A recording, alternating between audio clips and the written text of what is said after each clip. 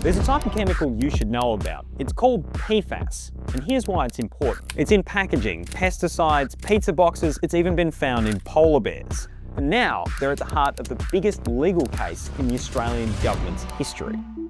PFAS isn't one chemical, but rather 14,000 of them. And what they share in common is that they're really good at resisting heat, water, and stains. With an ordinary pan, you'd need a hammer and chisel. But with Armor Coat, it lifts out quickly and cleanly. But the thing that makes PFAS so useful is also its biggest problem. To remove it from the natural environment, let's say in the soils, and if it's contaminated around the world, that becomes really challenging and costly. PFAS is so stable that they basically don't break down naturally, and they spread really easily in water and air, which is how it gets into us. More than 85% of Australians carry some type of PFAS in their blood. The exact health impacts of PFAS exposure are still being debated, but it has been linked with things like reduced kidney and immune function, as well as decreased fertility. Two types of PFAS have also been associated with cancer, with this one having the stronger link. Both of those have been banned in Australia since the middle of last year, and the companies that manufacture them have been phasing them out since the early 2000s. However, before that, they were the key component of a firefighting foam used across Australia,